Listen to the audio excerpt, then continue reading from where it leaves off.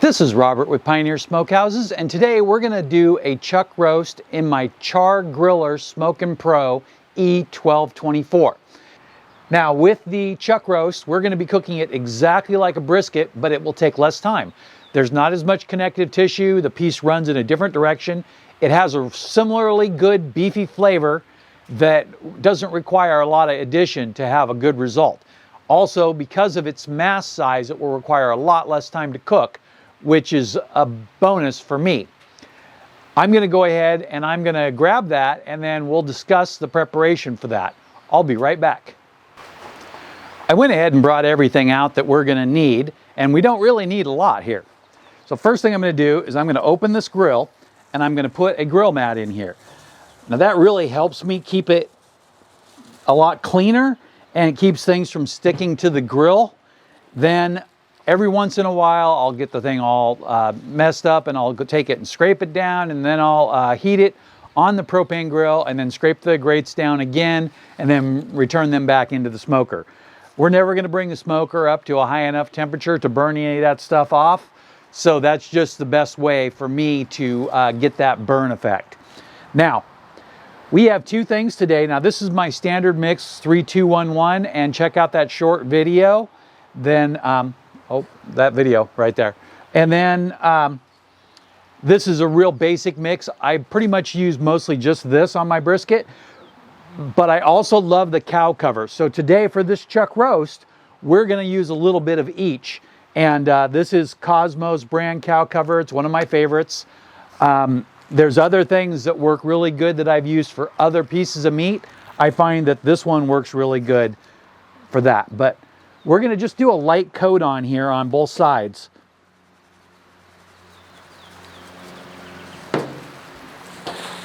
Now I've got more than I want, so rather than pat it down, I'm just going to shake it off a little bit. Then I'm going to roll it over.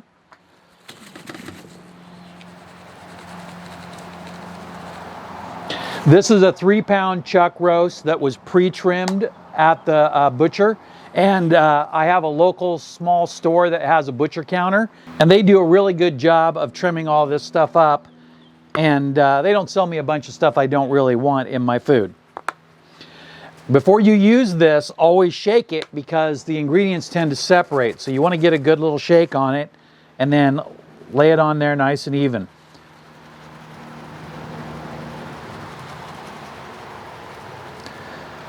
Now on this one, I will pat this in, because that's the perfect coat right there. I'm going to back it back over and do the other side.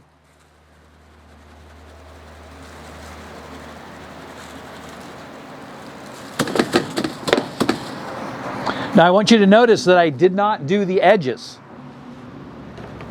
Here's what I'm going to do. I take the pan, and I'm going to take this edge and put it in there. Done. Take this edge, come over here, pick up some, done. Over here, same thing, pick up some, and just like that. Now the edges are all done. Now I can shake it around and get a little bit more if I missed a spot. That looks good, that looks, could use just a little more there. Boom, boom, boom. I don't like to overdo the edges. I like to do the faces real heavy. And then, because if you get on the corner and you do the face heavy and the side heavy, then what happens is you get too much spice in that one area. Now our smoker is not up to temperature yet, but this is beef, so I'm not really going to worry too much about that. I'm going to go ahead and load it at this point and bring it up to temperature as I want. If it were something like poultry, I would want to be a lot closer to temperature. Here we're only at 150, and we're still not even in the real cooking zone. But like I said, because it's beef, I'm not too worried about the safety of it. You can cook beef at a lot lower temperature and be just fine.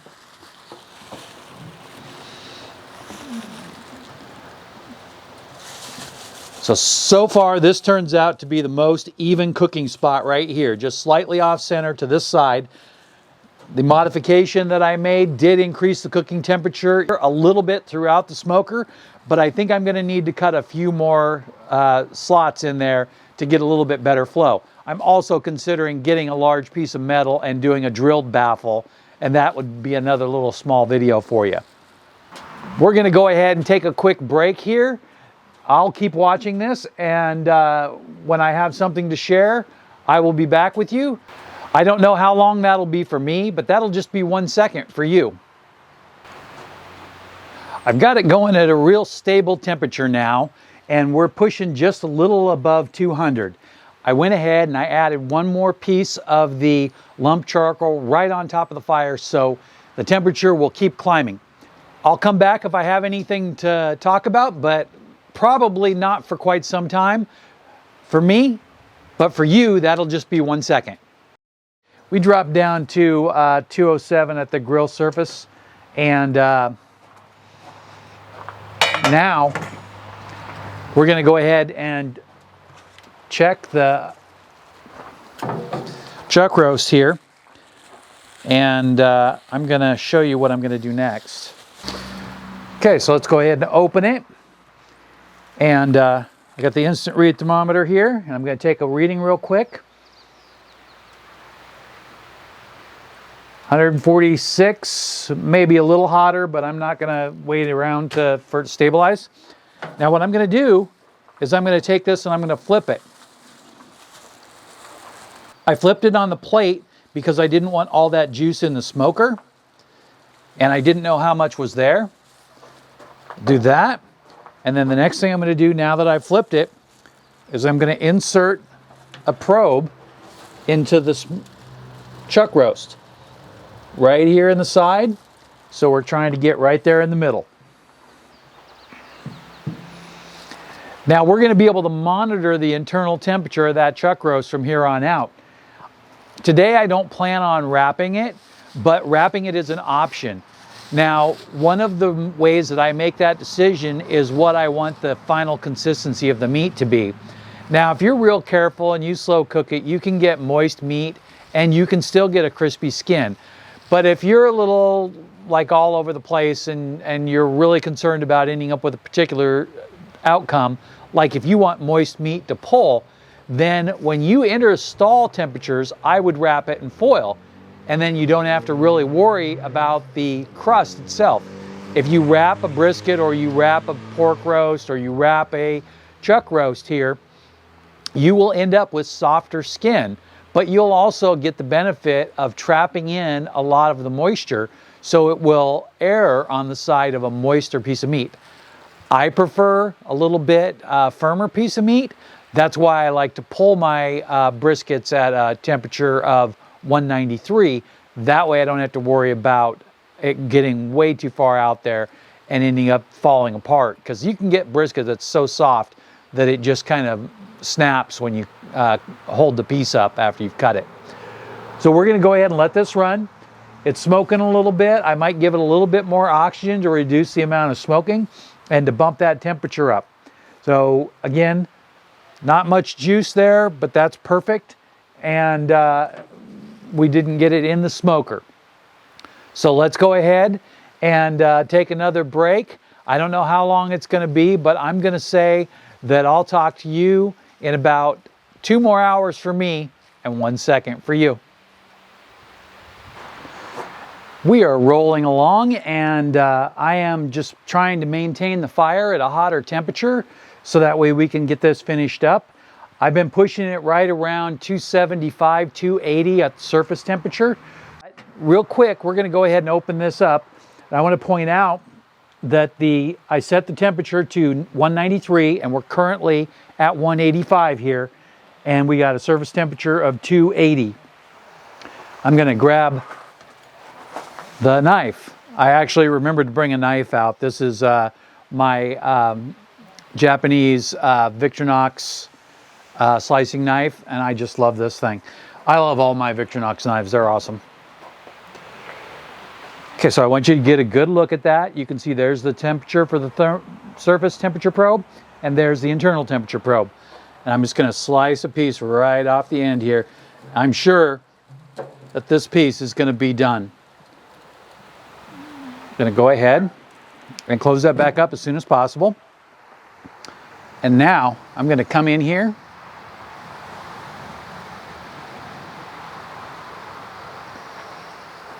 Boy, that looks good. Look at all that red around the edges. That's reaction with the myoglobin.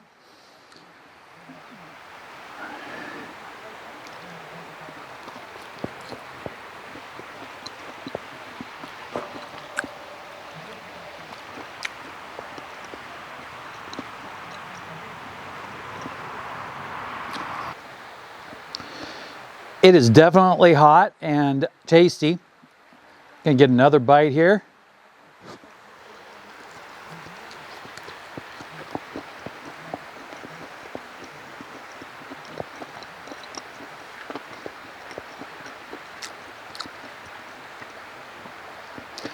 Consistency is good. The edges are usually a little bit drier than the center.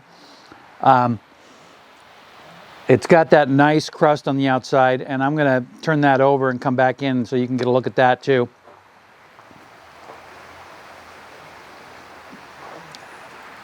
That's just perfect. I think from tasting it right now, I'm concerned that it might come out just a little drier than what I was going for. But again, the more stable and the lower you keep the temperature, the more moisture. And also, I didn't wrap it. And right at about 160 internal temperature would have been the perfect time to wrap it to seal in some more of that moisture. But I really wanted the bark. We're gonna take half of this and cut it up for some burned ends for tomorrow.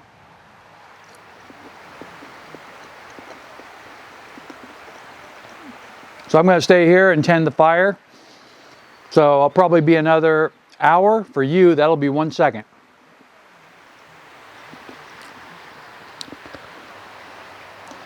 We are back, and I think we are just about there. We're showing an internal temperature of 192. So first thing I'm gonna do is I'm gonna set out the plate and the cutting board. Set that there, and be careful with the plastic cutting board not to get it too close to the smoker. I have my glove on so I can remove the thermometer. I'm just kind of stalling for just a couple more seconds here to see if that beeper goes off. And I just doubt that I'm gonna wait that long. Let's go ahead and open her up. Got it running really good. So let's go ahead and pull that out.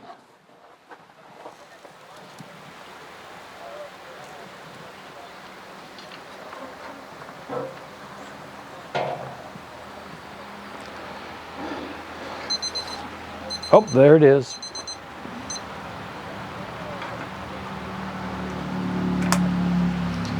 Went ahead and turned that off.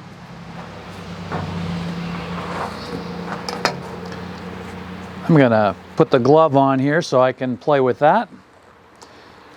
Now the first thing that you should do is you should rest this for about a half an hour. But I'm not gonna do that. First thing I'm gonna do is I'm gonna take this like this so you can see it. Nice cut on there. I'm gonna take it, I'm gonna set it on this plate, and then I will set this plate in the oven and let it rest for 30 minutes. I'm gonna show that to you really close here. Let's get that right up near the edge. I don't know if you can see that ring, but it looks great. We just need some time to rest for it to come together a little bit and for the juice to get back. I'm going to take a second piece here because the first one was the edge that I cut, so I want this one.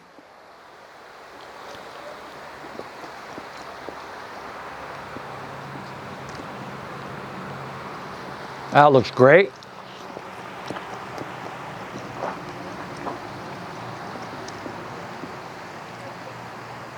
I love the flavor of chuck. My favorite steak, of course, is chuck eye, then ribeye, and then chuck roast or chuck steak. But of course, the consistency is a little bit different. But this turned out perfect, and you can see that wonderful pink smoke ring all the way around. You just don't get that any other way other than cooking with an offset smoker like this one. So it looks like it's turned out great, and Make sure you have plenty of charcoal. I'm just about out of charcoal now, so I'm gonna have to go buy another bag for my next cook. Let me see, I'm trying to think of what it's gonna be, and we'll probably be along the line of time to cook some ribs. So I'll see you in the next video. If you saw anything in this video that you like, there's affiliate links below. I will get compensated for that, but it won't cost you anything. So if you use them, I appreciate it very much. Have a great day, and thanks for watching.